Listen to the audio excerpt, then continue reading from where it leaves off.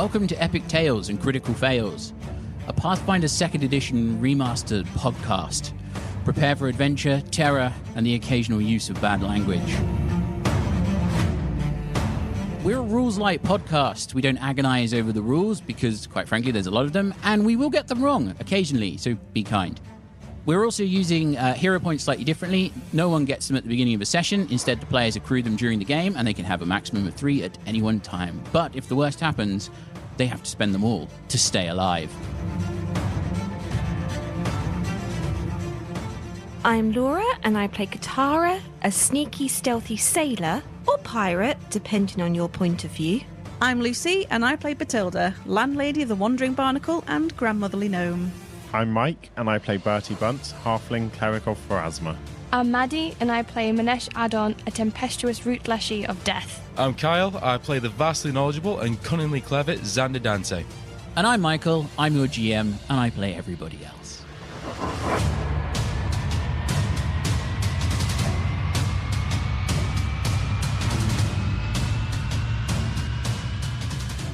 It comes to you in flashes. Fragments of a half-remembered nightmare. For months your sleep has been tortured, restless. But come dawn, you have struggled to recall anything of the horror in your dreams. You felt it, though, lurking over your shoulder. The absence of memory, hounding your waking moments as surely as the nightmares plagued your sleep. As the months wore on, the absence gnawing at you, the lack of memory sending shudders up your spine. It distracted you from your daily living. And then something changed. You don't understand what or how, but pieces of the nightmare became lodged in your memory.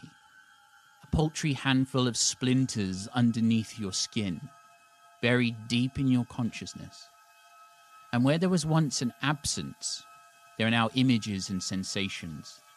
Things that feel so real to you, and yet so surreal at the same time. A half-elven woman stands on the deck of a ship, her shirt bloodied, her body tensed like a cat about to pounce. The scent of gunpowder and smoke is heavy in the air. The screams of the dying intertwine with the thunder of cannons and the splintering and cracking of wood. Through her senses, you scent the coppery tang of blood, and for a moment, look to the bloodied corpse at her feet. The wood underfoot vibrates, sending her teeth on edge. Someone shouts, but the words are lost in the chaos, and then there is a flash of thin steel. And pain. So much pain. Through the woman's eyes, Katarra, you see a great shadow overwhelm her. And there is just darkness. Coughing and blood on her tongue. But darkness. A darkness blacker than night. So deep no light could ever hope to penetrate its cloak. You see a great shadow move amidst the black. You remember a burning, radiant gaze suddenly light up like flame set on pitch. And you remember words. Non est tibi tempus. It is not your time. Tower filled with the crackle of arcane energy. A figure walking slowly among faintly luminescent tubes. Shadows seem to drift and shift within the cylinders, but details elude you, Xander. You remember the clap of boots upon the stone floor, the thumping of a staff, and the pain clutching at the figure's chest, like fire burning its way through their flesh. They lean heavily upon the staff that they grasp tightly until their knuckles whiten. And you remember the curious mix of anger and hope in their eyes as they place a hand upon one of the tubes. You sense a deep, potent longing. And then there is darkness, a fragment forgotten. And suddenly there is the pressure of liquid spilling into someone's lungs, the gurgling of a throat full of water, clawing hands reaching for the surface, and precious air as the wreck of a ship sinks in tandem with you, dragging down into the depths. Vaguely you see letters stenciled on the wood. P-E-R-S. Then strength fades, and darkness swarms memory, and in the darkness, a strange voice echoes. You hear words, and they just reverberate into the darkness, into nothing. In speculo fracto e unus factus e multi. The mirror fractured, and the one became many. Through someone's eyes, you glimpse a ship, Minesh. The wood strange underfoot, hewn and cut, imbued with only a trace of the life it once held. People bustle around you, but you hear only the song of the wind in the sails, the kiss of the waves upon the creaking hull. You feel an overwhelming sense of peace, of completeness, of an intention fulfilled. Then the dream shifts, darkness swallowing the serenity. And when there is light again, the bustle has dissolved into chaos. A terrifying scent hangs thick in the air, and deep in your gut you feel a primal fear coalescing into words. Fire! Run! But you're on a ship. There is nowhere you can run to. You hear an explosion, the splintering and rending of wood. Then there is only cold, dark water, and the surface of an angry ocean that's lit by the flickers of flame. Cold seeps into your body, numbing you, pulling you down into darkness. Unending, empty darkness. And in the deep black you hear a voice speak words you should not understand, and yet do. Ignis purgat, mundus renasci possit. Fire cleanses, so the world can grow anew. A halfling sits with a book balanced on his knees, the scent of old parchment thick in his nostrils. Candle stumps sputter on tarnished brass dishes, masking the halfling's face with twitching shadows. The soft sizzle of melting wax mingles with the steady rhythm of heartbeat and breath. Then the shadows close in, the candles flicker out, and there is nothing, a void in your memory, Bertie. Before suddenly there is chaos. A yawning wooden surface underfoot, the stench of burning flesh, and many other things forcing its way down the halfling's throat. They carry a book clutched tightly to their chest. Suddenly the ground shudders, and they are thrown from their feet, the book skidding away across the deck of a ship, towards belching smoke and crackling flames. Before they can regain their feet, there is a snapping of wood, and everything turns to black. Something moves in the oily dark, huge, vague, winged. It exudes an aura that is vaguely familiar and yet utterly alien, detached, watching.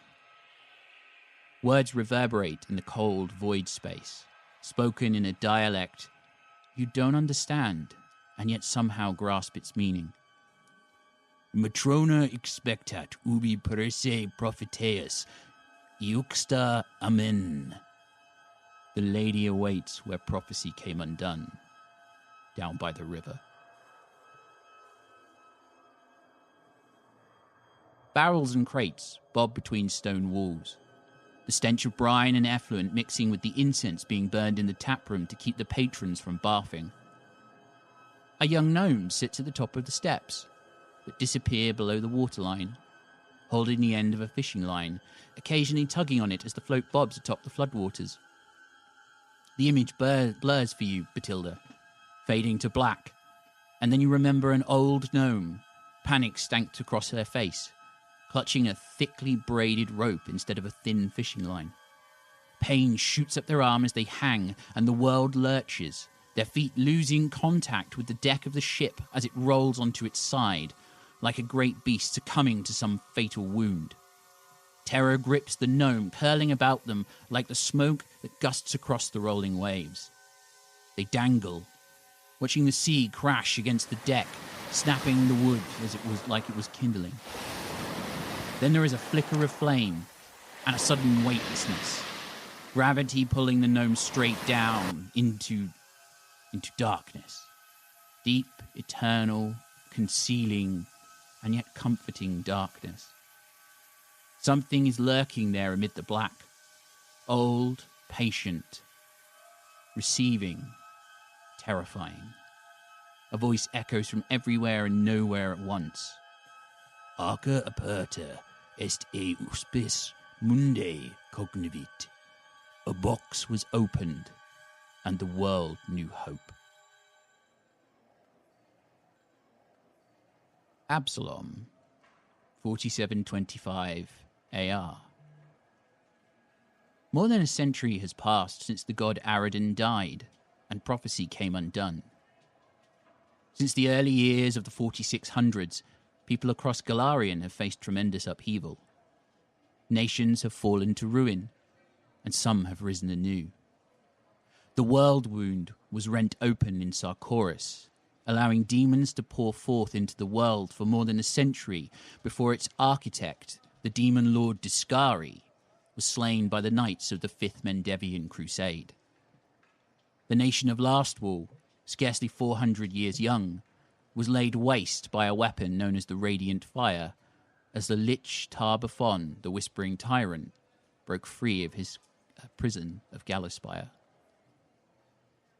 Anderon, Galt, and Vidrian revolted against Chilaxian rule and became independent nations, while Ravenel found a loophole that granted its own succession from the diabolic monarchy of Cheliax.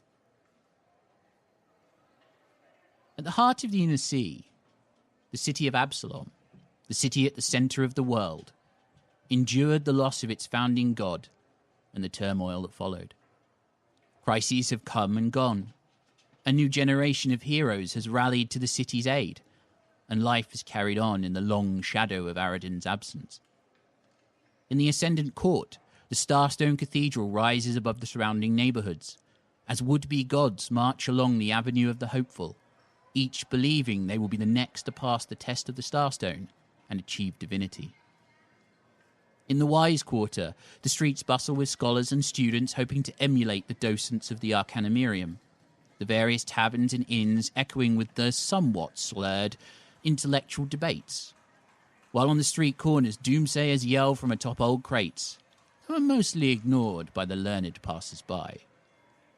Bells ring across the city as clerics of the most faiths minister to their worshippers in the early morning sun. Horse-drawn vehicles clatter along the cobbled streets, interspersed with the loping camels, dog sleds, muzzled terror birds, and giant monitor lizards. A cacophony of hooves, wheels, paws, and claws ricocheting along the city streets, background to the lives, loves, and losses that play out day after day. Despite the early hour, the Coins, the city's economic centre, is already abuzz with exchanges of gold and silver. Costermonger hawk fresh produce from barrels and baskets, while stall owners and shopkeepers beckon passers-by to browse their offerings. The cobbled streets play host to a multicultural tapestry of people from across Golarion. Shoppers browse or pause at one of the many street food vendors or coffee stalls, passing the time of day over bowls of sweet porridge and steaming mugs. At the southern edge of the Grand Bazaar, a relatively new stall is being set up. Tardy by comparison to the stall owners and storekeepers of the businesses surrounding it. A group of soot and sweat-stained dock workers are manoeuvring a large crate into position beneath a blue and white awning. Strangely, there is no one present to oversee the delivery, nor to begin opening the crates of various shapes and sizes that the workers have already unloaded from their cart. A few curious passers-by slow their steps and crane their necks for a better look, but seeing nothing other than evidence of a lazy or late proprietor, they move on to more interesting locales. Perhaps it is fate, or just bad luck, that you are all passing by this stall when it happens. A howling rush of air is drawn into the grate, sending the workers scurrying in all directions. Tents and awnings flap like startled crows, and people grab at their hats lest they lose them to the sudden moaning gale. As quickly as it swirled into existence, the rush of air ceases, the stall growing quiet and still. But then a pulse emanates from within the crate. A light, a faint glimmer of magic that sets your teeth on edge, and something tears itself free from the wooden confines in a hail of splintered wood and bent nails. A hulking mass lurches forward, an artificial octopoid consisting of a giant brass urn, flexible pipes, and ratcheting clockwork. It crashes through the awning poles and onto the street, swinging wildly at anyone and everyone within its reach. Members of the Token Watch rush to engage, but the construct shrugs off their blows, grabs one in its pipe tentacles, and throws the luckless guard into a neighbouring stall with a sickening crunch. What was once a gently milling crowd becomes a seething mass of panicked and terrified faces. Roll for initiative.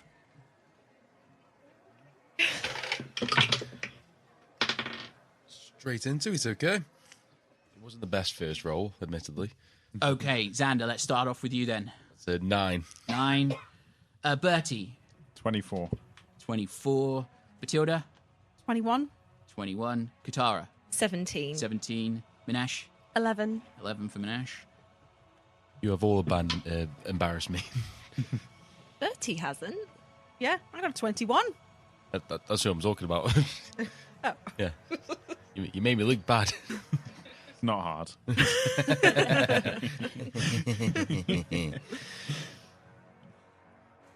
I do nothing but hide on my... See if you find any area of effect spells. How about that, eh? Don't know what you're on about. Okay, You will. so top of the round, Bertie. You see this massive hulking automaton lunge out of this box, wooden splinters going flying. It's swinging around these pipe-like legs. It does look like a kind of man-made octopoid. What are you going to do? I am going to throw a Divine Lance in its direction. Go for it. 13 to hit. 13 misses. The Divine Lance spins past it, scrapes across this thing's brass urn and just splinters off and smashes into the awning, burning a hole straight through it as the Divine Light peters out. Well, that's all my bravery. Is there anywhere nearby to hide? You could meld back into the crowd. Oh, I hide back into the crowd. Behind someone's leg. Yeah. Okay, so this small halfling runs forward, fires off a bolt, and then goes, ah, and then melts back into the crowd. Cool. Bethilde, it's your go. Seeing all this commotion and all of the people involved, and it's just chucked this person into this stall. She's sort of, this little wizened gnome just goes, and then this enormous booming voice that covers the entire area, we're talking 500 feet area, goes, "Everybody out of here, it's dangerous, get away, flee!" As I cast Bullhorn. Amazing. So that's 2 actions as you become basically the emergency tannoy. What are you doing with your final action? How close is this thing to me? It's about 25 feet away at this point.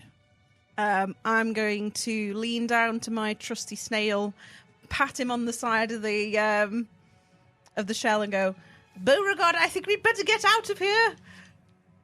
And he's going to sort of slither off out of the way. Probably, do I have to roll if I'm going to get him to climb up a side of a building so I can get a better you would have to viewpoint? use an action to climb up the side of the building. So you could... Me or him? Him, yes. Okay, so does he have to roll for it? Has he got a climb speed? 25 feet. Then he can climb 25 feet up the wall. Okay, so do I have to roll anything to not fall off? Yes. I'm assuming that I'm like... Yeah, clenching with my like thighs. Roll an athletics check. Don't worry, you're a professional. You've ridden this snail a long time. Oh, I'm not feeling it. I think I'm scared of the thing. What was it? Athletics. Athletics. It's 5. 5. You barely hanging on at this point as he goes up the wall. You're still holding on to the kind of the reins or the saddle, but you're dangling at this point. You're like, ah! Didn't anticipate this as he climbs up the wall of an adjacent shop. That's not what I meant, Beauregard. The snail just looks. Just sort of hang on. Its eye turns and looks at you, and it's kind of, if a snail could shrug, it just did. And I think I'm just going to dangle there, accidentally sort of still attached, but not in a way that's useful to me at all. Or dignified. Sort of like, so I sort of like, my ankle's like wrapped around the sort of saddle and my skirt's just like flipped up so you can all see my like frilly bloomers, and my skirt's covered my face, so now I can't see anything either. As this wizened old gnome hangs off the side of a building, there's a half-elf and a small kobold standing next to her who runs forward. He's like, wait, everybody get out of the way. And he runs forward and attacks this monstrosity. I thought you were going to wait for me, Tuppence. Oh, don't worry, boss. I'm getting into position. I thought I was governor. Well, you know what? Do you know what? Right now, I don't think it matters. I would add, by the way, that the bullhorn is 10 minutes. Yes. So all of that I said, everybody could hear for 500 feet. Yes. For 10 minutes. Like, 10 is it on minutes. repeat? She's going to repeat it every turn. He's going to hit, and he's going to do some damage. That is 5 points. Even if it's muffled through your skirts, he's going, leave, go away. So this kobold slashes with a little hatchet and actually does 5 points of damage. He's then going to swing again, and that's going to miss. But he's like, all right, governor, I'm in position. And it is now Katarra's turn.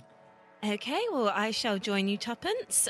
So she'll stride up to the creature, trying to get into an off-guard position with Tuppence. You are indeed now in an off-guard position with Tuppence. And I will twin feint. Go for it. So first attack is an 11 plus 7, which is 18. 18 hits. Cool. That was with the star knife, so that will be a D4 plus 1. That is 4 points of damage. Do I get the Roll your sneak attack. Yeah. Sneaky, sneaky. That is 4 on the dice, and I add my strength. Is that right? Okay. So you add that to the total that you just rolled for your knife. Wait, what did I roll? For my 3 was 4 plus another 4, so 8. You get a feeling, as you stab with the star knife, you manage to find a chink in between the plates of this thing and manage to damage one of the legs. You think that's more. You think that with your sneak attack, that's more effective. Okay, and then follow up attack with the twin feint. Mm-hmm. That was only a natural 8 plus 7, which is minus your multiple attack penalty of 4. Yeah, I'm just doing maths there. I can't do it. Did you say 7? 7 plus 8. 7 plus 8 would be 15. Minus 4 would get you 11. Misses. Yeah, thought it would. And that's my turn over. Awesome. Next, you see a halfling run out from the crowd. He's like, well, hell, I didn't expect there to be anything happening in this place. I was just here for some milk. And he kind of pushes up his Stetson and fires a crossbow. But first, he's going to devise a stratagem. And he is like, I don't fancy that shot, but hell, I'm gonna roll a free knowledge check. Hey guys, I think you lot seem to be helping out. This thing seems like it probably has weaknesses around the joints. And then he just sort of, Is there somebody there? yep, my name. Is there somebody there? Yep, I'll get you down off the side of the building, madam. Don't worry about it. And that's his turn. This is no time for introductions. It's now the turn of the monstrosity, and it is going to swing at Katarra. It swings at you with one of its legs. That is going to be a grand total of 27. That hits, but it's not a crit, thankfully. Okay, so it smashes into you with this, and it does a grand total of 7 points of bludgeoning damage. And what's your reflex DC? So your reflex saving throw plus 10. Reflex is plus 9, so it'd be 19. It rolls a grab check as a free action and coils its leg around you and pulls you into the air. That's its first action. Its second action is bottoms up. Another leg comes around and plants over your face, and you realise that these are pipes that are hollow. And I need you now to make a fortitude save as it pumps beer into your mouth. Ooh. Just stay where you are, you'll be fine. That is a Chug. 19. 19. You manage to just about hold your breath long enough that it just splays over your face and just starts dripping down, and then you manage to spit out what's in your mouth. Ruining my outfit. And its third action is going to be to swing around, point at the halfling that ran into the crowd, and fire a jet of beer towards it. That's going to be a 15. That misses. Misses. This jet of beer smashes into the cobblestones and actually pulverizes part of them. Oh, no. That is the creature's turn. Now it's another person's turn. A half-elf comes running out of the crowd and tries to stab it with a rapier. That doesn't work, unsurprisingly. Tries again and rolls a natural 20. Whoop, whoop. So that is going to be a critical hit, even with the multiple attack penalty. And it is going to be 8 points of piercing damage. So that brings us to Minesh. So Minesh runs in and hears this bullhorn and then looks and just sees this pirate drinking beer waving in this thing. Sailor. And thinks, oh God, a pirate, and then runs into Sailor. to go into an off-guard position. You think it might even be part of the show. You're like, wow, I think I saw this in one of the theatres in the Pedal District last week. Amazing. Plus sailors drink rum, not beer. They drink whatever they can get their hands on. So off-guard position with Yes. this kobold. Yep. And then cast Scatter Scree into the square that the thing's in, and then one which is free. Okay, yep. It's a large creature, so it covers basically 10-foot square. And then it's a basic reflex. Basic reflex save. Well, that's a 3 plus something. That's a 10.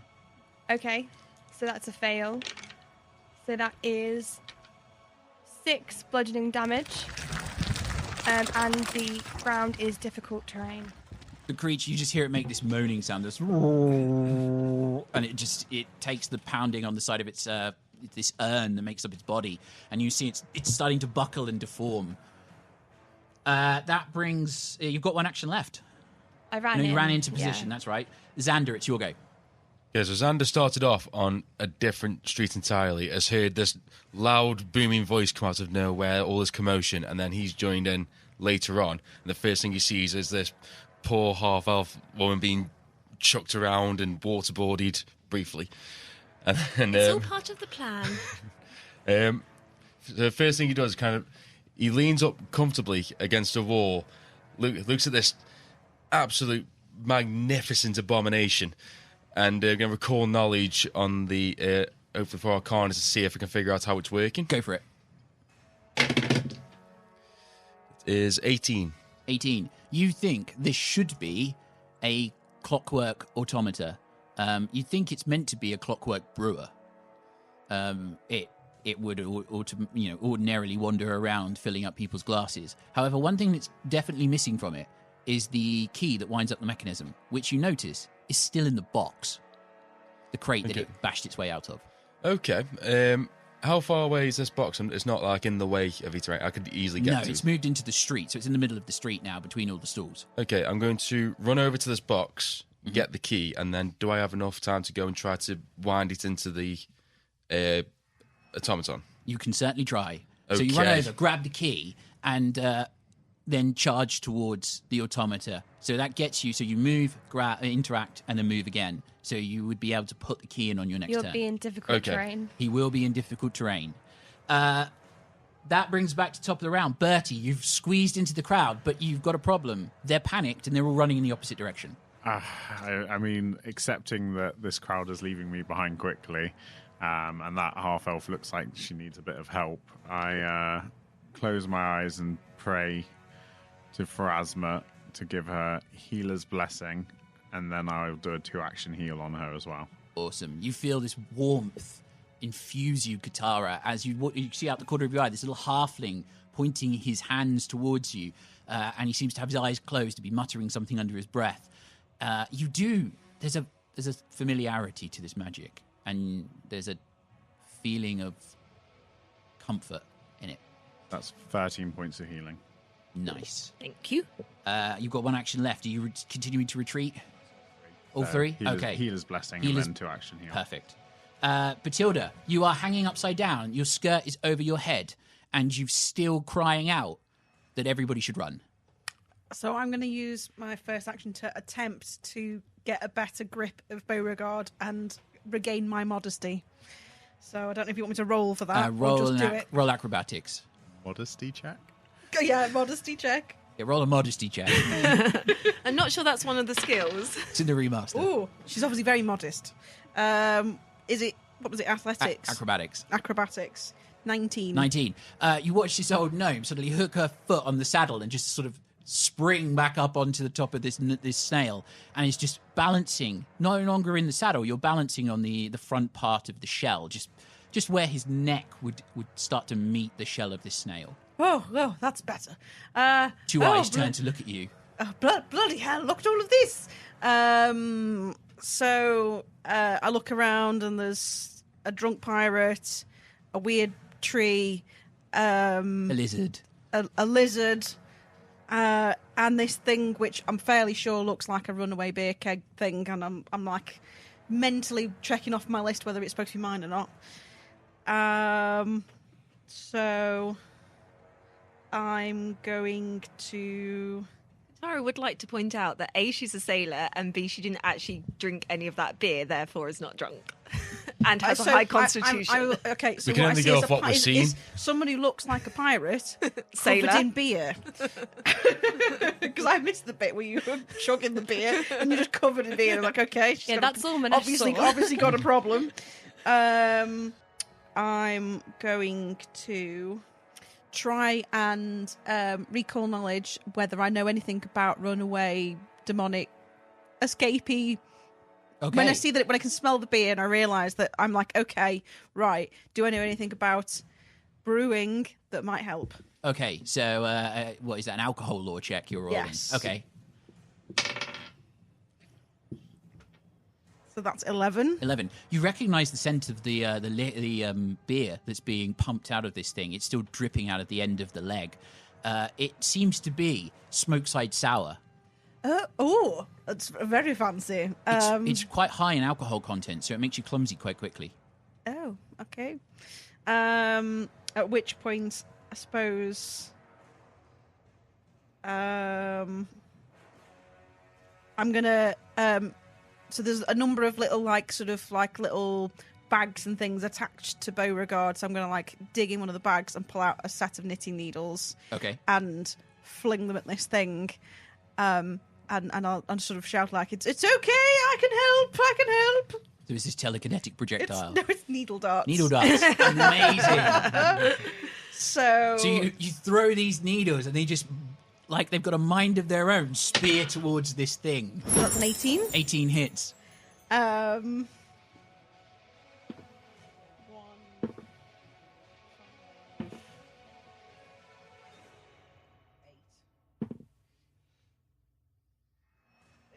11 points of piercing damage, I think, for needle darts, I assume. Yeah, 3D. I assume it's just like a success. It wasn't that high to be Yeah, anything you else. smash, the needles smash into this automata, and you actually see it puncture the top of the urn, and a spray of beer comes out of it. That is the end of your turn. It's now the kobold's turn. The kobold's turn. He attacks. It slams into the side of the creature. Does nothing. He tries again. Still does nothing. And the third time he rolls a natural 20. So he would hit. Would he have hit with the other ones because he was in an off-guard position with Minesh? No, he rolled too low. Okay, fair However, he enough. would hit with this because even with the minus 10, it's over the AC of the creature. And it would elevate it to a critical hit. That's going to be 20 points of slashing damage. As the creature as the kobold opens a hole in the side of this automata. It's looking really rough. But that's his 3 actions. Katarra, it's your go. Can I do an escape check? You can indeed roll acrobatics or athletics. It will be Or an unarmed attack. No, acrobatics. Ooh, that is 8 plus 7, which we said was 15. Yep, 15. That is not enough to escape. It is still holding on to you. Okay, but I've presumed still got my rapier in You've my still hand. got your Yeah, weapons. so I'll do an attack. Okay, you could twin feint if you want to. Yes, I shall for it. twin feint. So first one. It's a natty 19 plus something, plus 7, so that's 26. That hits. Cool, In cool. fact, yeah, I know you're no longer in an off-guard position because it's holding onto you and flailing you about. Yeah, so that would be 4 points of regular damage, but I won't get the sneak attack. Mm-hmm. And then second one. Yep. Oh, no, that will miss. That's a natural 5 plus 7. Okay, so you swing the second time around with the star knife and you just miss the creature. You catch it, but it bounces off. There's not enough force in the blow. It's now the halfling with the Stetson's turn. He's like, well, I'm going to devise another stratagem. That one, I will fire. He fires his little hand crossbow and does an amazing 3 points of damage.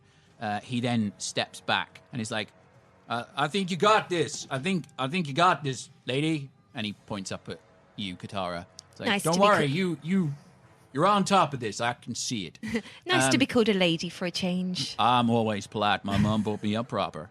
It's now the creature's turn. The creature is going to attempt to feed you beer again, so I need another fortitude save, Katarra.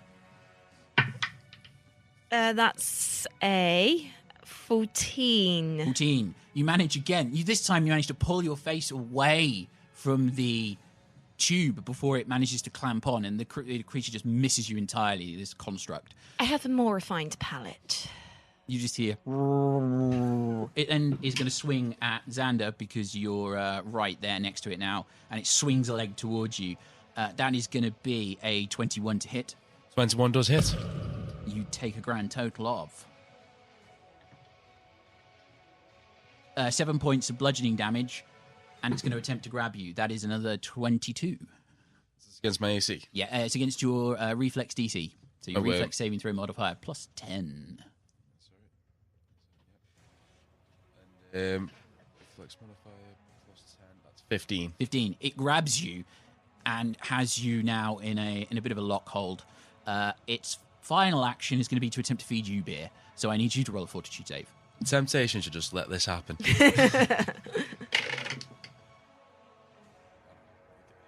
I knocked it with my dice tower. What did you roll? It landed on a 7. Remember I must- hero point. You do have a hero point. True. You know what? Yeah, I'll use the hero point. I'll use it there. That's better. That is. Sorry, again. What am I rolling for? Fortitude. Fortitude. That's dirty 20. Dirty 20. You taste it. This is and God, it's good sour smoke side sour. It's good beer, but it doesn't really have it. There's not enough of a dose to affect your constitution. You're like, no, this is nice, but what are you doing, dude? Everyone sees Xander get picked up. There's like panic on his face. He's got this random key thing in his hand. He's like really worried, and then as soon as he gets fed a little bit, he's like, that's all right. Sort of smacking his lips together. Yeah. Yeah. The tendril goes away. He's like, come back. So then it's the end of the creature's turn, and it's now the mysterious half-elf's turn. The mysterious half-elf casts a spell and then stabs again with the rapier. Misses. But the creature is looking pretty rough at this point. So that's the half-elf's go. Minesh. Minesh hits with her staff. That is a 16. 16, and you're off guard. So yes, it does hit. That is 4 damage. 4 points damage. It's looking really rough. And then Minesh wants to aid this lady who is swinging around on the arm above. Okay. Minesh, How are you going to aid? by rudely guttural growling at this machine. Okay, you're going to try and intimidate the machine. Yes. Okay. And I'd also, with my third action, like to recall knowledge on Go it. for What do I add to that? You can choose Arcana, or you can choose Crafting. Crafting. That is a 18. 18. You think this is a clockwork brewer. You've seen them before. You're not really that impressed with kind of clockwork constructs. They're really outside the natural order. You think, though, that it's probably weak to electricity. It's going to conduct pretty well. Okay. So Minesh kind of calls to everyone and says, if you've got electricity, use it. It will be a conduit, and I'm currently in its grasp. Fortunately, the pipes that it's walking on are rubber. Oh, well, you didn't tell me that. They've got to be flexible enough to pick you up. Xander, it's your go. What was that Okay. I'm hard of hearing? I'll Use electricity! You hear the halfling say, she said something about being shocking. Xander can hear this just off in the distance. You see, is he like properly wrapped around so he can't move his hands, or has he got the kind of movement? You need to roll a DC 5 flat check to cast a spell. Okay, well, I will go for the flat check. Go for it. That is 6. 6, you've passed, just. You managed to free your hands enough to do the Skin of my manipulate components. teeth. You see him reach up, both hands, twist the air, and it starts sparkling with magical lightning. He then chucks it back down at the construct. Go for it. This one is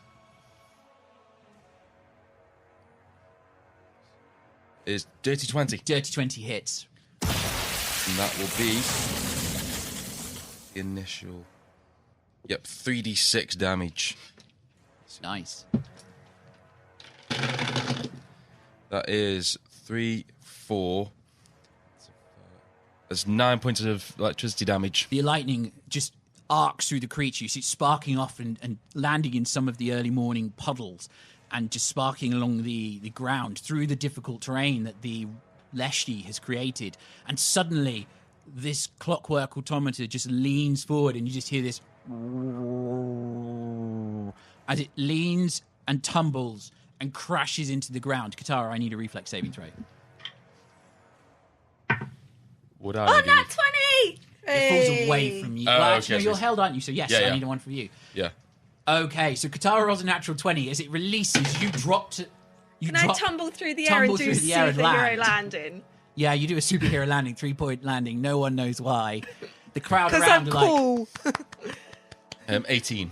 18. You manage to land, not as gracefully as the half-elf does, but you certainly land, and you manage to do kind of a 3-point landing, but it's a bit awkward. You wobble at the I end. managed to go use the automaton's body, slide down there, kind of wobble on the landing, but I made it. I'm You fine. think it's an 8 out of 10? Yeah. Yeah, it'll do. I'll take that. As the crowd are like clapping, Katarra sort of stands up and does a kind of like flourishly You bow. flourishly bow. Okay, you flourishly bow. Oh, I'm just great, giving you that's a dodgy beautiful. look. Well done, darling. Are you a performer? Are you just pretending to be a pirate? I'm a sailor, actually. Oh, performing sailor. Fancy that. Look at that, Beauregard. No, Don't I'm see ju- that every day. I'm just very skilled. As the automata just goes silent and all of its limbs go limp and release those of you that it grabbed, it leans there smouldering slightly from the lightning blast. A couple of guards run forward and poke it with some, their rapiers. Like, I think it's dead. The other one looked at yeah. Really? Are you sure? You can thank me later, gentlemen. If you just, On go- behalf of the city, thank you very much.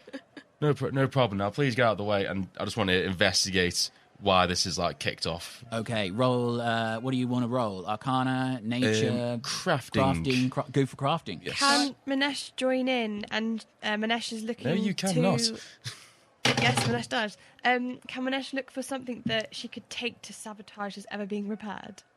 Yes. Roll a perception check. Rolled 26. 26. Looking at it, it's a clockwork automata, a brewer, designed basically for parties. This is a larger model than typically is used. It looks more like something that you would find in a pub than a party. Clockwork brewers that get used in society parties, higher kind of high society balls tend to be humanoid sized because it's easier to fit them in the halls and the ballrooms. But this looks more like something you find in a pub. It's large construct, clockwork mechanisms inside of it. They were moving, but it doesn't look like they were wound recently. Okay, and it needs to be wound up for it to work in any. Yes. Yeah. So would I be able to figure out how this is just gained life of its own, or is that just something that's out of my ballpark? You definitely think there's some kind of magical interference going on. Some kind of magic must have animated this. You're familiar with kind of animated objects. You've read enough about the world to understand that sometimes things can be animated by magic. It doesn't make sense as to why this would be. You just wind it up. It's already got a very, very reliable mechanism. Absolutely bizarre. That he keeps looking at, trying to figure out how this would work. He's getting closer to the machinery. He's looking as close as he can. He's jotting down notes, and he's completely lost in the magic of it all. He's not paying attention to the world around him. Okay. What do the others see as they look at this wizard who's now leaning over the automata, kind of peering through it like he was vivisecting it on a table? They see a tall, lean, handsome human. He's got kind of a long slicked back, but still kind of messy orange hair. He's wearing He's wearing a large red coat with a very deep kind of teal blue doublet. Doublet. That's the one. Doublé. Maybe he's wearing two of them. Yeah, He's wearing doublé. Yes, I I like like doublé. Wearing a doublet. Here in Absalom, we call it a doublé. Yes. See, it's a new world. You can call it whatever you want. Yeah. You notice that when he's out looking into talking to himself about the magic of what could have caused this, you can see he's quite giddy and happy. But the moment he's actually talking to someone else, you see the kind of scowl take over, and you can tell he doesn't want to be involved. When they went up to the guards, it was very kind of dismissive, like, be gone, I'm busy. One of the guards comes over to you, this half-elf gentleman who's got a slight thin pencil moustache. He comes over and he's, have you found anything, sir? He looks up, kind of. I'm still trying to investigate with the automaton. I'm working. Please don't interrupt. I'm going to get to you in a moment, and then I'll let you know. This see what I young find. half-elf who looks like he's been in the job a week and shrinks back. It's like, oh, sorry, sir. I will stand over here quietly. Yes, please do. And Please control do. the crowd. He wanders away, not really knowing that how this civilian, in his view, has just dressed down the guardsman. And he's sort of a bit confused. You can see this. He's like, am I cut out for this job? You know this is going to come back to haunt us. He's going to become like the big bad. Oh, God, yeah. It'll be like 2 years from now, 20 levels deep. He's going to be like, do you remember me? No. And then you just see like the flames in his eyes. And he's saying no.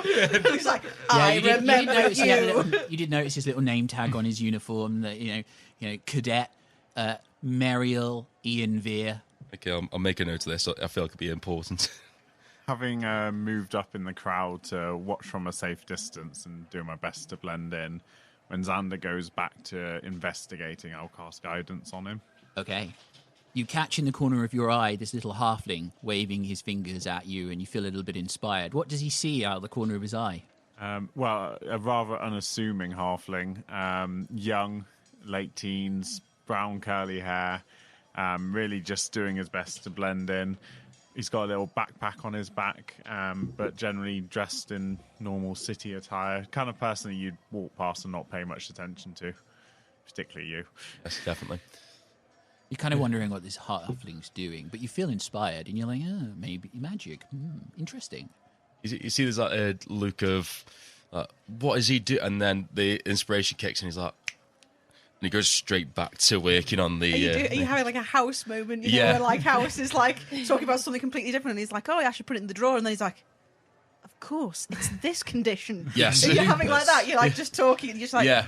But To be fair, House never actually says anything. He just like wanders off. yeah, I feel like that's sounds about right. As House investigates the clockwork automata, what are the rest of you doing? Minesh rolled a 25 on perception to sabotage this from ever being rebuilt. You notice that the part of the mechanism of the automata seems to be a sequence of small gears. There's some larger gears that you think would actually be quite difficult to remove without being seen, but there's some smaller ones that you could pull out quite easily to make it sure that this thing can't be repaired easily.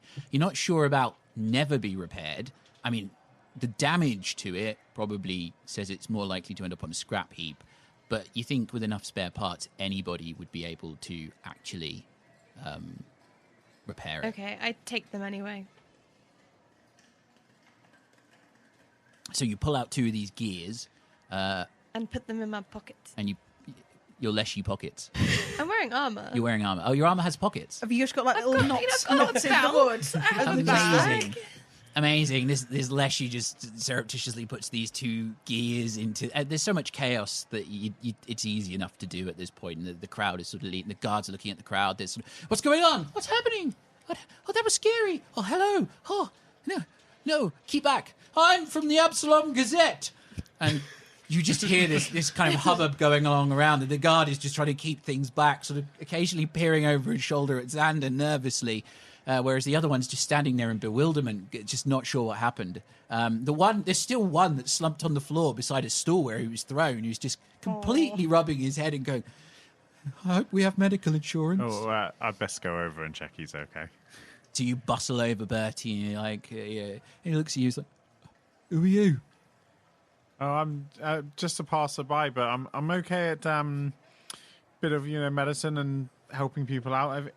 Have you had hard? Very hard. You can see there's blood going down his temple, and one of his ears is bleeding. He seems to have taken quite the blow. Are you allergic to anything? I'm allergic to penicillin. I'll treat his wounds. Okay, roll a treat wounds. You've accidentally applied penicillin. You do notice. Swells. You do notice it's got a little wooden bracelet with the universal symbol for allergies to penicillin. Oh.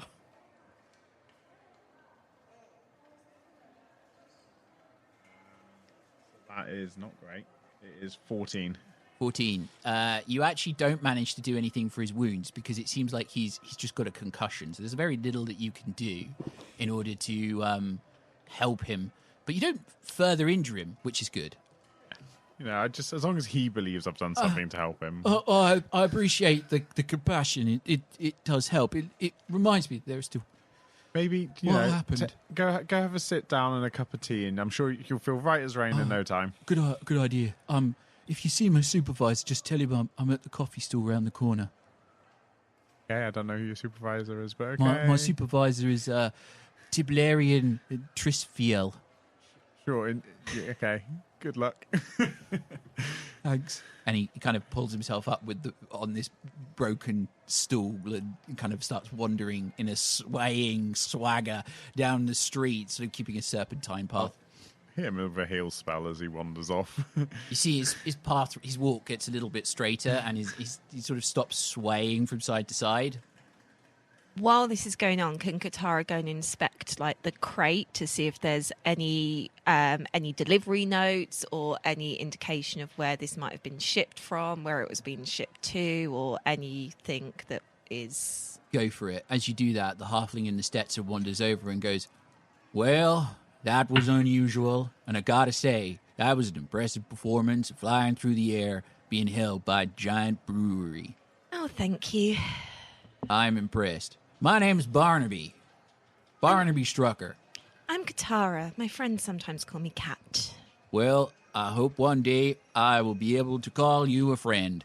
And immediately he says his name. You have a moment of recognition because you've come to Absalom for a reason. And that reason was to find this halfling. And fate suddenly has brought you together.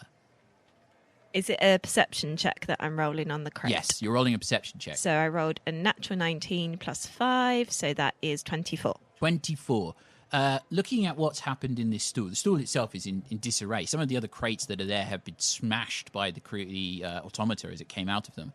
Certainly, looking in the crate, there's not a lot left behind. There's no delivery notes or anything. The crate seems to be stamped with it looks like what's left. You get the word star and industries.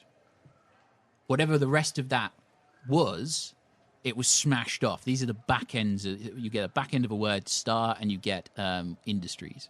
So is that on the bits of splintered crate itself? So on the side of the crate where the thing smashed its way out, it splintered whatever the rest of the words were. But you do get star industries. Can I do a recall knowledge to see if it's a company that I'm aware of? Roll society.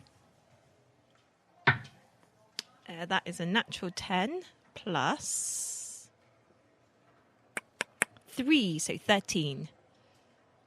You don't know about industries, but the only place you could think of that immediately comes off the top of your head with, like automata and gear, things that would be of this ilk is Alkenstar, which is a city in the Manor Wastes where, firearms and clockwork automata tend to be produced. So it makes sense. You have no idea what industries, what company that refers to. But there are a number of other crates here with smashed parts of them. And as you kind of hear, all of the crates of different shapes and sizes seem to be holding automata. They're all these brass-plated clockwork automata. Some are tall and slender like humanoids with a blank head, shaped like a humanoid skull. Some of them have ears like an elf, but none of them have any features on the face. Some of them are squat like dwarfs, but they are just all of them different shapes and sizes of automata. Okay, so I will call out to these individuals who sort of were helping with everything using my group coercion skill to say, it's perhaps worth checking out these other automatons to see if they will replicate that rather unfortunate series of events.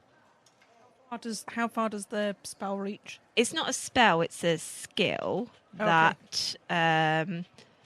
Used to make an impression, I think. Yeah. So I compare my gesture a lot. I compare my intimidation check. Your what? Sorry. My intimidation check result to the will DCs of up to 5 targets. You put on a double to do this. She puts on a. So that's what you need. Play. No. You need the will DC. Yes, will so, DCs. What's your will saving throw modifiers, and then add 10. 16. 16. 18. Willful. Spicy. Spicy root. 16 for the Yeah, half ginger. elf, Your ginger root. and 17 for the halfling. So I have to roll an intimidation check. Yeah. Oh no, that did not work. That's only an 11. What happens you're not like a pirate? Everybody looks Sailor. at this sailor, kind of questionable sailor-looking type. What do they see? So they see a woman who seems to have some elven features, but not sort of entirely elven, wearing a blood red bandana, and coming out of it is sort of long, flowing white hair.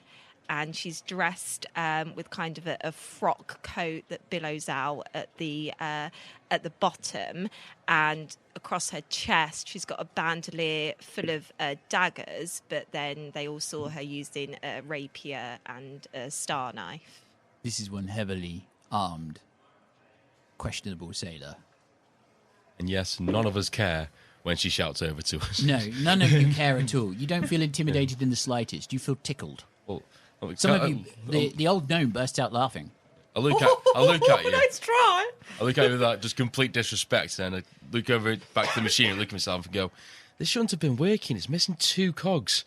Well, there are Very other important. machines over here, so perhaps it is worth having a look at those. Don't worry about it. Well, I will worry about it when they attack us The again. kobold starts breaking open the crates. One of the guards is like, excuse me, sir, no, don't do that. And then he's like, what, you can stop me? No? The kobold just opens them up. What can you see, Tuppence? Well, as the kobold kind of pulls open the front of this crate with his like pretty hench biceps and triceps, he wrenches it open, and looking inside, he's like, well, this one looks like the size of a halfling, but it's not moving. He pokes it with his hatchet. There's a kind of kink, kink, kink, kink. And he's like, well, yep, definitely not moving.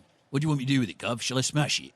No, that will be criminal damage. Sure, well, it could be preventing a rebellion.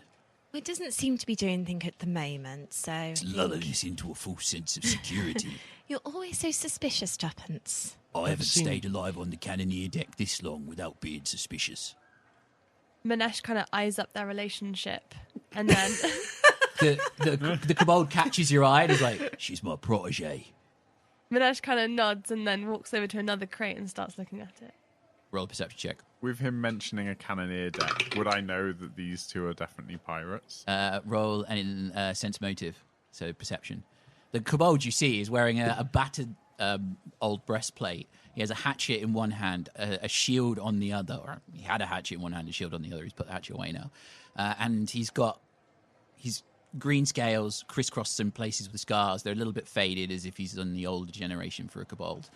And his 2 horns that come out the back of his skull, one of them comes to this neatly rounded point, whereas the other has been broken at some point, and it's just this jagged crown of spikes. And he sort of looks over at the Leshy, who's prizing off the front of another crate. He's like, well, I think we started a trend. Can I come on? 26. 26. You think there's definitely something suspicious about these 2 people. This kobold and this half-elf do seem a little bit suspect.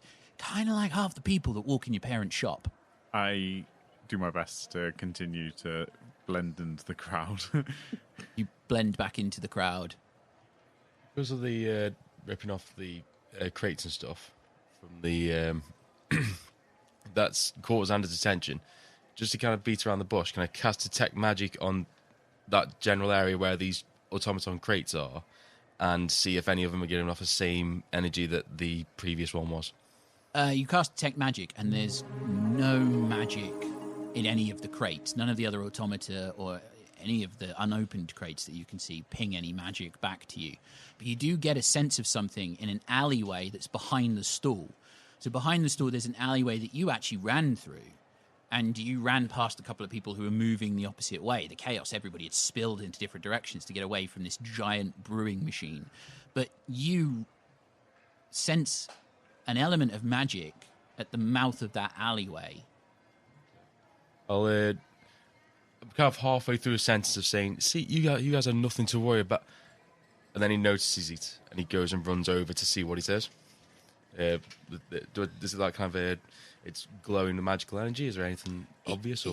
It's like the aftertaste of a perfume or the after scent, of alcohol or something. It's left in the air, and it's just this residue that your spell is picking up rather than anything definitively magical. There's a taste of ozone, like after the lightning strike that you put through the automata. It's like somebody cast a spell here or used something magical here. There's that lingering sense of discharged spells.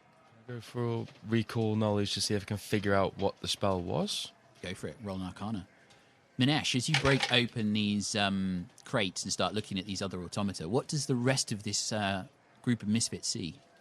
So they kind of see a 4-foot humanoid but distinctly root form in a wooden breastplate, with a weirdly chiseled face and intricately detailed, almost elven features, but it's wood.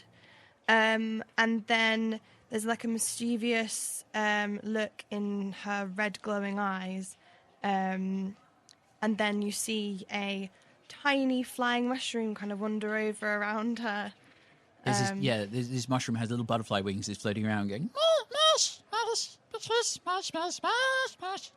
And you understand everything it's saying. It's asking you what the hell was that. What the hell was that? What was going on? Minesh just kind of shakes the head at this mushroom. And then, can Minesh know the spell that this wizard casts? Roll an Arcana check. As Katarra, the halfling next to you, kind of pushes his hat back up onto his head and is like, well, I have no idea what happened here, but this is weird.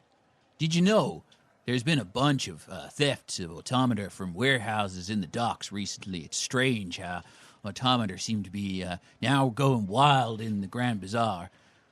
Any particular reason why there's been a uptake in thefts? I don't know. I imagine it's because they're expensive. Sorry, did you say your name was Barnaby? Barnaby Strucker. Botanist and investigator. Yes, I was given your name to come and speak to you about a few things. Well, this here is probably not the place for a conversation. Oh, no, I wasn't If it is of a confidential nature. And as you hear him introducing himself to this woman, the rest of you go, hang on a minute, that's the guy I'm looking for. All of you at some point have either heard about or corresponded with this halfling, arranging an appointment, and suddenly you're all here for some bizarre reason in the coins, as you kind of were heading in the direction of where you've been told this address of this halfling was, and suddenly here you all are, fighting a walking brewing machine. Xander was in the alleyway. He's trying to get the hint of what it could be, but nothing's coming up, and then he hears Barnaby Strucker. He just turns around on a dime, points at him. Barnaby Strucker. That's me, yep. The man who can get anything. Information. I'm a man who can find you. Yeah, I'm an investigator. It's my specialty. Incredible. This is amazing. Okay. I need your help. I need information. Well, it seems to me that we should probably have a conversation. If it's confidential, we should probably have a conversation somewhere other than the street in the Grand Bazaar. That sounds like a brilliant idea. Yeah, I think you'll have to let me fill in my diary. It seems like the half-elf lady here also needs to speak to me. He looks around and catches the eyes of the rest of you, and I've got a feeling that... He looks at you and says, I'm pretty sure I've got a feeling here that you all need to speak to me at some point. I can see it all in your eyes. Hello, madam. It's good to see that you got down off the wall. That is a very large snail you are riding there. Oh, yes, this is Beauregard. And what was your name again? My name is Barnaby Strucker. Oh, Barnaby. But I'm looking for you. Would you believe that? Fancy this. I mean, lots of strange things happen. It's probably how most adventures go. Nobody told you you'd be this handsome, though. Thank you, madam. I'm always glad when somebody notices how much of a handsome halfling Very I am. rugged. I've tried to be very rugged. It's a look that I've cultivated over many years. Maybe we should go somewhere. I know a very nice pub not too far from here. Maybe we can go there and talk about it. Do you know the name of this establishment? It's the Wandering Barnacle. I've heard it's a hive of scum and villainy. Well, that's my pub, so thank you. I'll have you know it's actually the finest in the puddles. I mean, it's not hard to be the finest of anything in the puddles, I'm afraid to say. I feel very sorry. We've done a lot of work. There's some good people in the puddles, but the living conditions and the buildings there, calling it the finest in the puddles is like saying my boot's better because it's got no holes in it. I mean, you can't listen to Reputation all the time. It's delightful. We've got a whole second candle now. Can I do a sense motive to Wow. see if I believe this? Go for it. I mean, everybody's a friend in the Wandering Barnacle, so I don't know what you're talking about. I mean, I do have friends at the Wandering Barnacle. Have you met Jamtilar, the gnome? Oh, yes. It goes by the Destroyer. Yes, that's the one. Yes. Oh, he's lovely. I call him Jimmy. Jimmy. He does love like little sweet cake. I always make him a little sweet cake when it's his birthday. He does. He's unfortunately his nickname has got nothing to do with being destructive at all. It's to do with the fact that he can do his job properly, which is putting machines back together. As fascinating That's as why this he was all sexual. is, it doesn't seem pertinent to what we need to discuss with Barnaby. Well, I don't know. I Actually, mean, you that discuss sounds very pertinent to me. I don't know what your business you've got with Barnaby, but we're going on a date. So, show Wait. off. Go find your own. I didn't agree to anything. Consent is important. I didn't consent. Oh, sorry. So, sir, you were looking over in this alleyway. Do you have anything that you'd... Good save. Crestfallen. Do you know what? I'm a master of my words. So, Xander kind of looks over there. There's a hint. There's a taste in the air, but I couldn't pull anything at all. Couldn't get a grasp. A nice way of saying I rolled a natural one. That'll be the beer, darling. That might have something to do with it. What is that? Looking at your snail. I rolled a 24 on whether or not I believe Bethilde about the Barnacle being like the finest She establishment. believes it wholeheartedly. All right, she believes it wholeheartedly, Yeah. but does Katarra? You believe her. You believe that she believes. Right, okay. Oh, this is Beauregard. So, what you're looking at is a sort of little wizened gnome sitting on a surprisingly large snail, sort of the size of sort of like a medium-sized dog. Is that about right? Yeah. Yeah, about that. So a lot larger snail than should be, and you noticed when there was a lot of commotion, but you noticed that snail got up that wall quite quick and kind of got out the way a lot quicker than you'd expect for a snail. And his sort of eye stalks wiggle about, and then as you sort of are obviously checking him out, he sort of like focuses on you, and yeah, if a snail could give you a hard stare, it'd be giving you a hard The stare. thing is, this snail gives you a hard stare, but you think it's an intelligent stare. Almost as if it's sizing you up. Xander's he's using his staff to kind of gain attention and see if he's like keeping track of like where it's going. He's like, Would you like to pet him? He's quite friendly. He does bite though, so just don't. I would rather be nowhere near that thing ever. One eye follows the staff, the other eye stays linked to you, and it's just just focused on you, and there's definitely a discernment in this eyes, in this stare that the snail gives you. Can I quickly kind of detect magic on the snail, see if there's anything interesting about it? You detect magic on the snail, and it's definitely magical. He's just a large snail. He's my friend and companion, and also he gets me around. But I look at you in disbelief. Just a large snail? Yes, it's a completely ordinary snail. Just, I think I must have fed him too much when he was quite small. But you know, it's What's your a snail's name? Beauregard. Beauregard, shake the nice lady's hand. Of course, it's Beauregard. And you just sort of sucks on your hand with his like weird, like snail mouth. Minesh kind of like grins. Your hand does bob up and down, so he definitely understands and performs the best handshake a snail can. Lovely to meet you, Beauregard. Minesh just like smiles radiantly at the snail. And while they're having this conversation, what did they see, Beauregard? What's Beauregard and Bethilde, I should say? So Bethilde's just sort of like if you imagine like a quintessential like little old granny. She looks really, really sweet and adorable, and smells faintly of off beer, and as a Beauregard is this kind of like large, sort of handsome-looking snail. It is a handsome-looking snail. To other snails. If you were really into To other mollusks, snails. you know. Yeah. If I was a big fan of snails, I'm sure this would be peak snail. I mean, at least it's very interesting. It's not that you see Oh, a yeah, lot true. of like, Yeah, and it's got a little sort of saddle that's obviously been specially made for riding the snail. Xander's like equal parts completely disgusted at this thing, but also enraptured with it just because it's the detect magic's like beaming magical energy from it. It's like, he's just looking at you because you're acting very casual about it, and he's like, "What is going on here?" What do you mean? What's going on here? I was just here looking for this fine gentleman, and then the thing attacked us, and that's about it.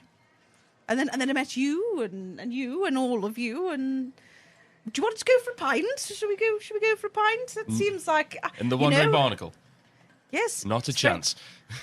Well, I mean, fine. the kobold wanders over. He's like, I never turned down a pint, and I've probably drunk in worse dives. You see, you look like a man of a distinguished taste. I do like a glass of fire whiskey to chase down my smoke-side sour. Yes, well, there you go. I mean, It is breaking my little lizard heart to see so much perfectly good alcohol spilled across the street here. I'm sure you can scoop some up, tuppence. I have a refined palate. Scooping up alcohol with dirt in it is not really what I want to do. Haven't I taught you anything in all the years we've worked together? Oh, here and there. You might be the governor, but you have no idea about the 6-second rule. so can I do a like an alcohol law, I suppose, roll to try and work out whether this guy looks like a drunk? What, the kobold? Yeah, whether he looks like a drinker. Roll an alcohol law check. I'll let Yeah, you I use know it my for that. stuff. It's a 26. He looks like he can hold his drink. He looks like somebody he's got a fortitude to them. They can hold their drink probably more He doesn't than look most like a others. drunk. He doesn't look like a Good. drunk. Okay, maybe this will take the edge off then. And she just sort of like whips out a little hip flask and hands it to him. Oh, he drinks. He's like, oh yeah, that's the good stuff. He hands it back. Oh, thank you very much. My Anybody name else?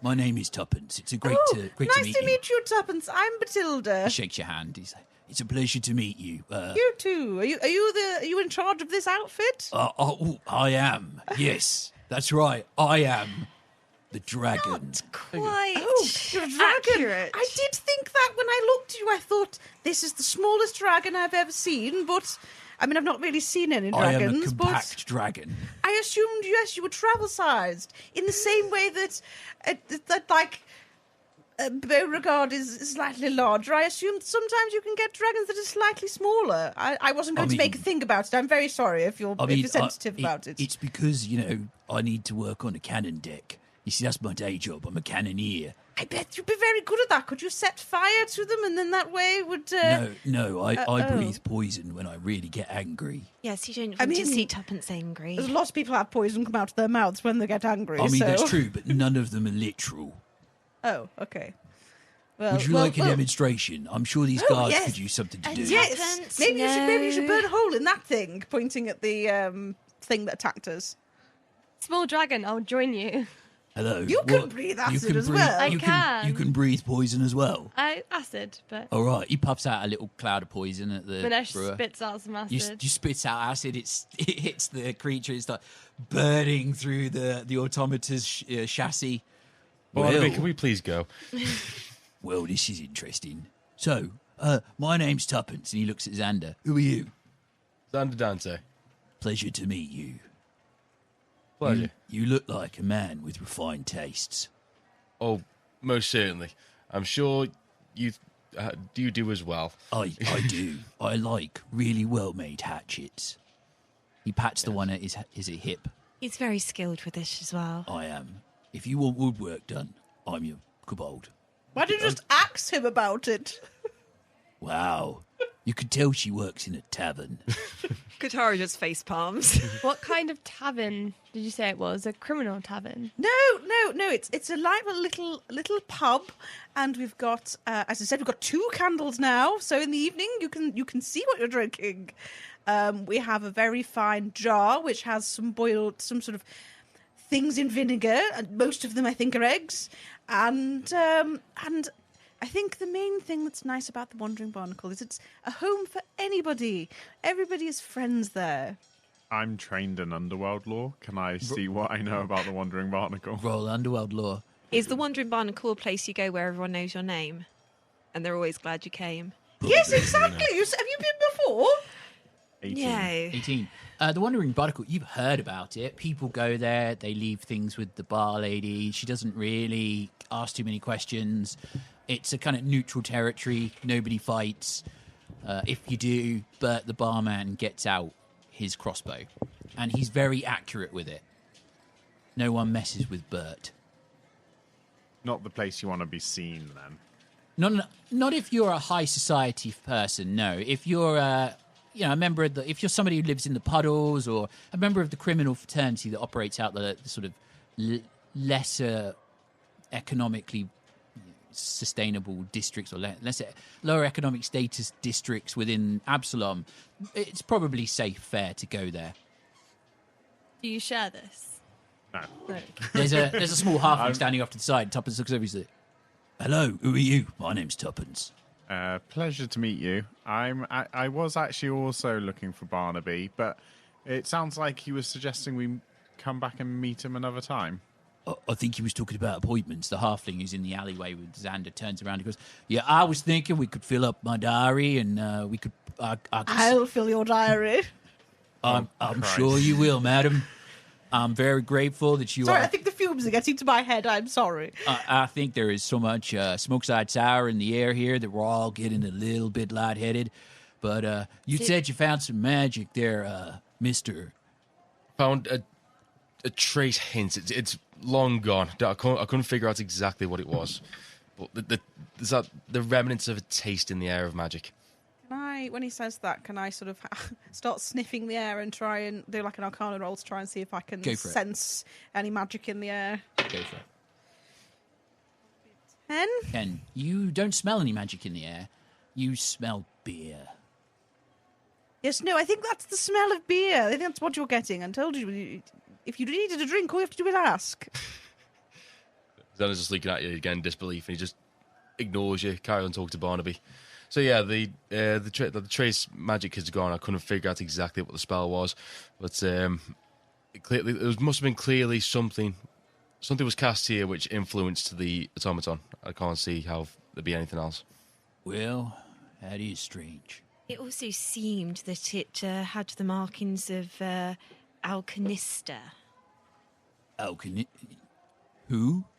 Alcanstar? Oh, Alkenstar. Right. City in the Manor Wastes. Yes. Very famous for its firearms.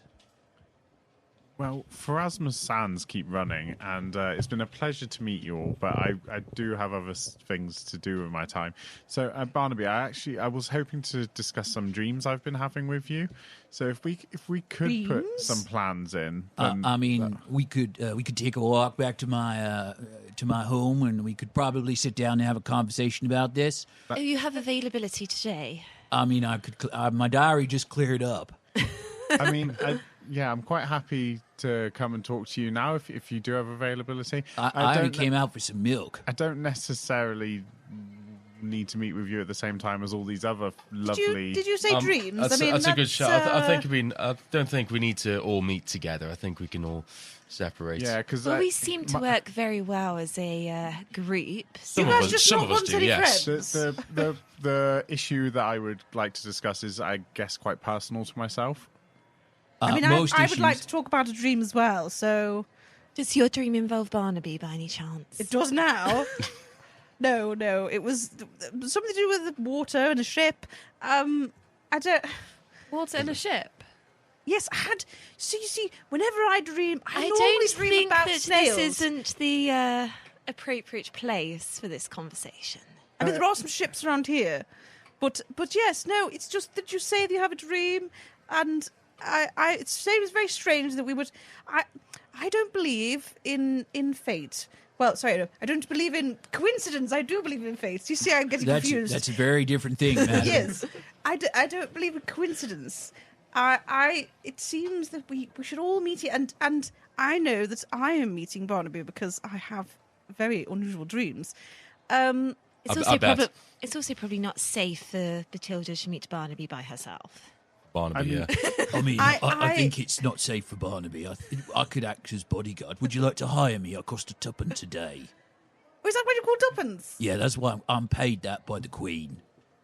Are you a queen? No, she's To my some protege. people, I might be. She's my protege. I don't know. You said no very quickly, so I don't think you're a queen to anyone. She's very good. She's the best protege I've ever had. And the only protege you've ever had. No, most of them don't last past a month. I mean, if all of us wanted to see Barnaby... Why? Usually they get killed. I thought so. I think my question is Probably is because they anybody... put the cannonball in the wrong end. Is anybody else having a strange dream? Because if that's so, I mean, there's definitely something going on. I can feel it in the ether. I can feel that there's something that's brought us together.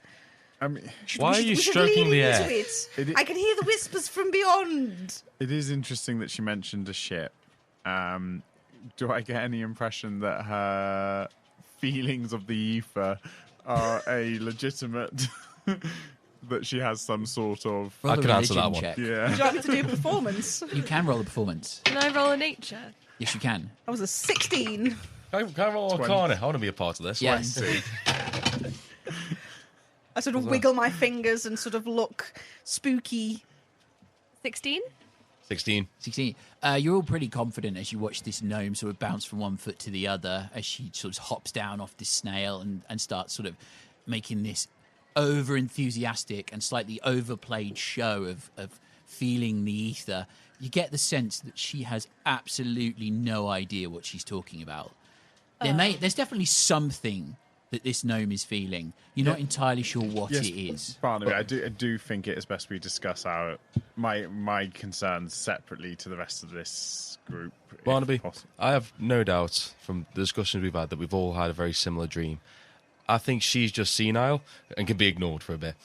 So I would like to say that I've tried to be very friendly with all of you, and it seems that you're most rude. So I now would like to rescind my offer of a pint in the Wandering Barnacle, because despite me saying everybody's welcome, it's obviously clear that I am not welcome. So fine, off with the lot of you. Barnaby, I shall call around your shop at some point. I don't and think... she sort of like sort of jumps back up on the snail and sort of looks as if she's going to start and sort of like turns on a pin as if to sort of go off, storm I off. don't think that's necessary. I was fully expecting the snail to start make a noise like a revving motorbike and then go away. And then the eyes from the eye stalk sort of turn round, so they like look at you all from behind and sort of judgingly. Is she like waiting to be stopped? Yeah, because So we noticed that the snail moved really fast before, and he's now moving at a snail's pace. Minesh runs over because Minesh really Beauregard and Bethilde and kind of puts a hand on Bethilde's shoulder. Leg. I was going to say leg. That'd be the right height. Even on top of the snail, she's only about 4 foot tall. So my head height then. Yeah. I'm like, Just grab him around the ankle. and kind of like shakes you to like stop. And Minesh is just kind of like, we should talk to Barnaby together. We're all having similar things. I'm sorry that they're not being very hospitable.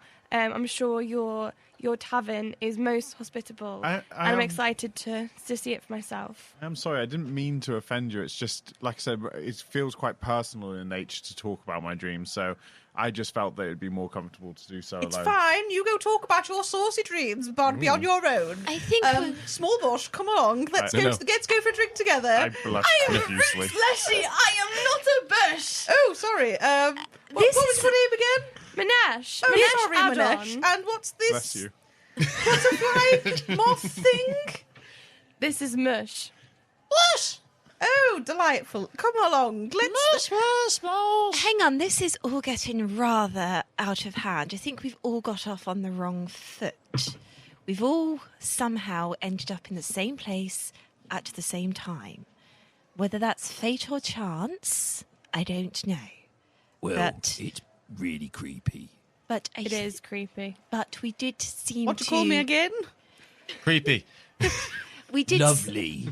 We did seem to dispatch that thing as a team, so it may be worth sticking together. Barnaby comes back over to the group and he's like, well, I did find some footprints in that alleyway. Heavy set, slender, no sign of tread. Doesn't look like a boot. Doesn't look like a foot. Definitely a footprint. I'm not sure what to make of that, but if you all want to come and see me at my shop, you seem to know the address. You seem to be already on the way there. I'm going to go and find some milk. I'll be back in about half an hour. It's a good idea. We will all meet at the shop together. What remind me, what was it called He again? says through gritted teeth. Oh, Barnaby's Botanic Emporium. Oh, yes. I shall find a lovely plant to go in my... Wonderful. I've been thinking about getting one of those, like, big plants that you have in fancy houses to sort of brighten up the place. Well, Somewhere for people to spit if they if need you to. live in the puddles, I do have some saltwater plants that could do quite well in a place that's flooded with seawater. Fabulous. Excellent. I think we should allow Barnaby to get his milk, and then we can reconvene. Anybody know where that strange half-elf went? You know, the one with the dark hair who came out and helped us? Was that when I I was didn't upside see down? one. I didn't see anything. I did see it, but I don't know where she's gone now. We're looking around. Can I see? Oh, perception. Yeah. Yeah, can I do a perception? Be a whole 14. 15? 17? 18. 18. Bertie, you're the only one who catches this. You see a dark-haired half-elf vanishing into the crowd and just disappearing out of sight. By God, I wish I was that good at avoiding being pulled into group conversations. Tuppence looks at you and is like, oh, I think we've had a wonderful introduction to each other. Yeah, honour to meet you. Look, how many times have I gone into a tavern in the Shackles and started talking to someone, and the next thing I know, we're on the hunt for buried treasure on an island? They don't know how many times you've done that, Tuppence. Quite a lot. Sounds very piratey to me. It's really Sailory. Piratey. Sailory. I call it treasure hunting. I like treasure hunting. Sometimes I hunt for treasure on other people's ships. I'm also quite excited by the idea of going into a pub in the puddles. So, yeah, all of that sounds quite interesting. I will buy you a pint. Yes, and I owe you a pint because you Not seemed at all on the house, darlings. Well, yes, but Bertie here did seem to do some healing, so I was very grateful for that.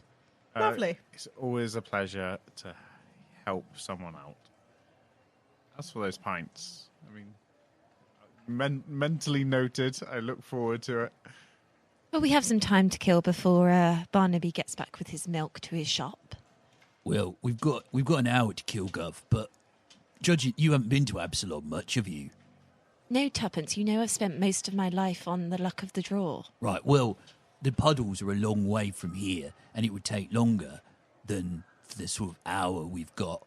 to walk there and back, let alone drink a pint. We probably should just wend our way towards Barnaby's shop with our new crewmates.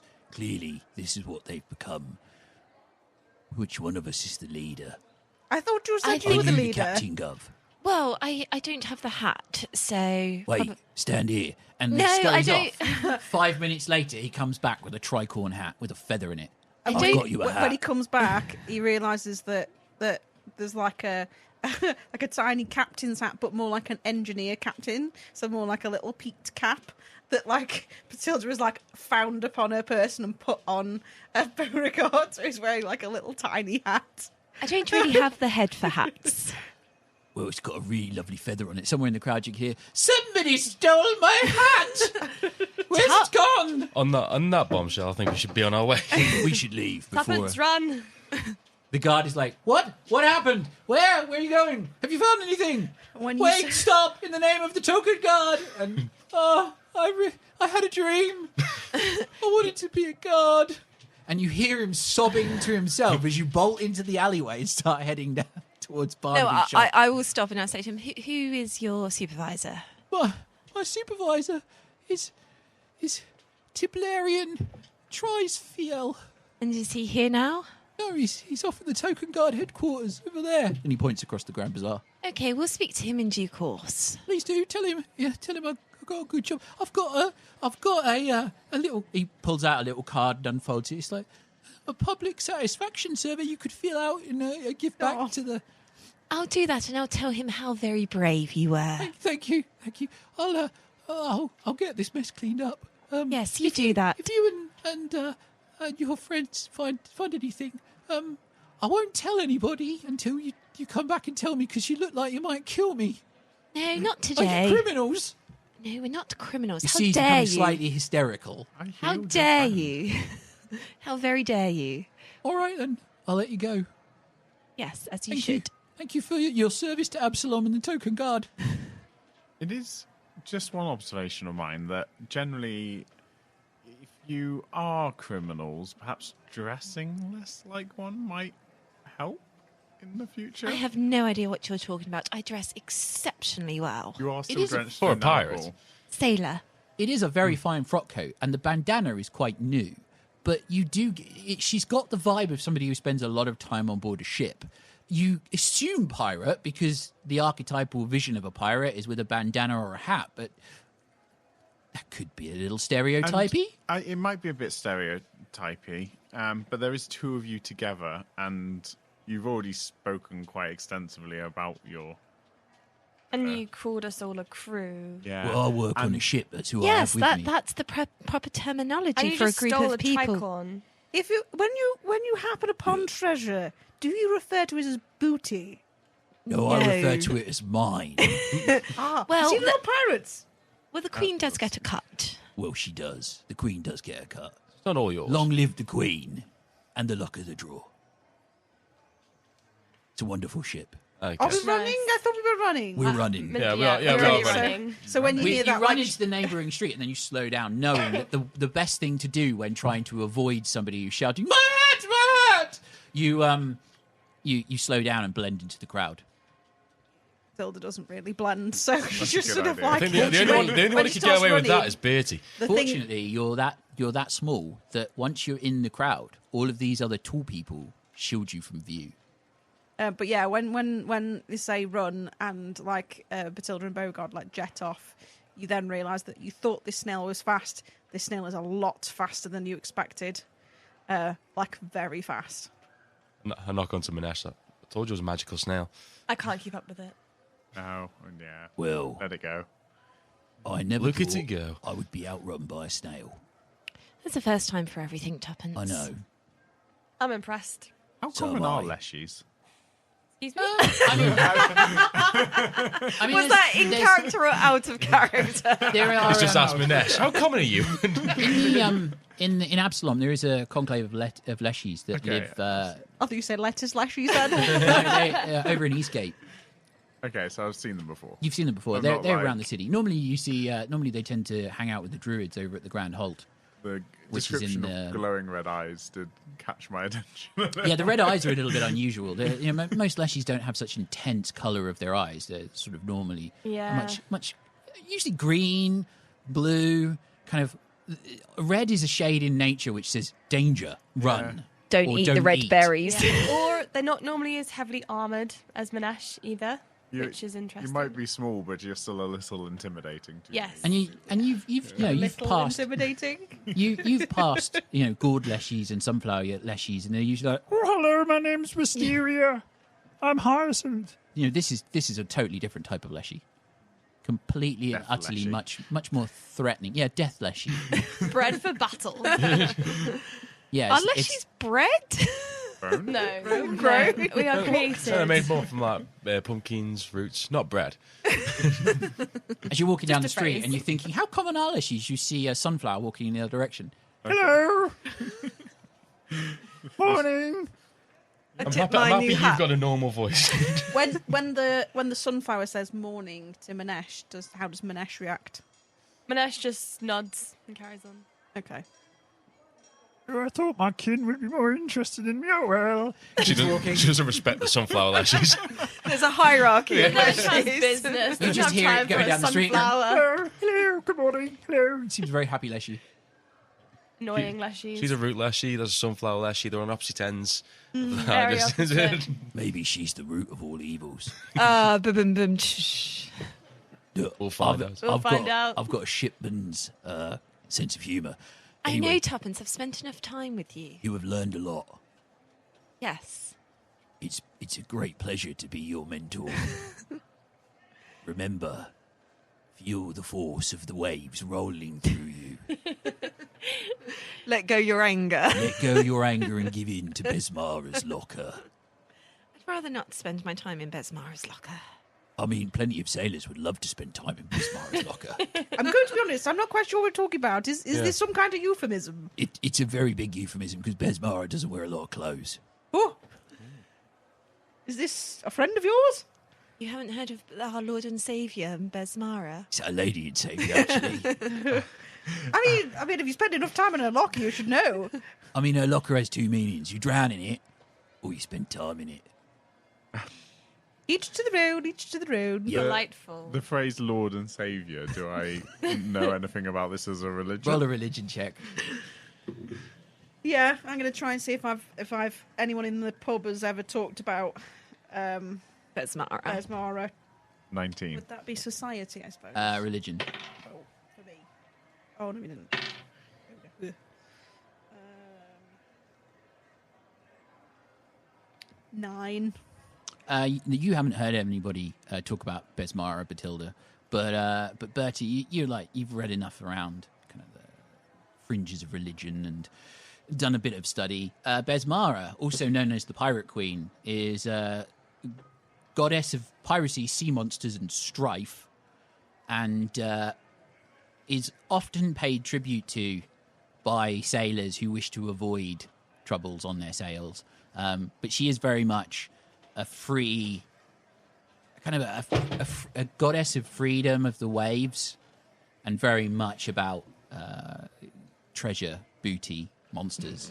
It's Very in she's not- keeping with the first impressions I have of yeah, these two. she's not an evil deity, but she certainly is known, and she's a lesser deity rather than one of the core deities of Golarion. She's known for being a free spirit.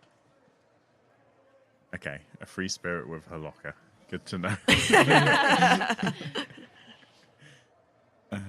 She does inspire loyalty, though. Okay.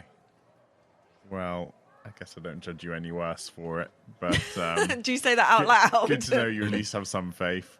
No, I would keep it to myself and just continue on to Barnaby Strucker's abode. Okay, so you all head off together towards Barnaby Strucker's abode, and as you wander through the streets of the coins and past more of the costermongers and the hawkers and the news criers who are yelling about, "Oh, another automaton theft last night! Sea King's factory burned!" And there's various other things that seem to be, tomato prices are up! You kind of wander your way through the streets and head towards Barnaby's shop, and as you round into a small, tiny alley, the kind that People with a store or a stall make a living off those who have either lost their way or are looking for something that isn't quite legal. There's a little shop with a bay window, leaded bay window, behind which a whole host of plants grow, and a tiny sign out the front, hanging from a twin chains and a metal bracket, that says Barnaby's Botanic Emporium, and the sign is written in both common and halfling. And as you knock on the door and hope that you've wandered a circuitous route that takes an hour, we will leave our first episode there, and we will see you all next week.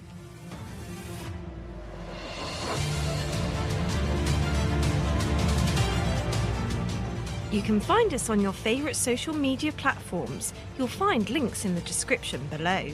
Thanks as always to Syrinscape for the amazing atmosphere and music. Make sure you check them out at Syrinscape.com. You've just got to be using them at your gaming table, because epic tales need epic music.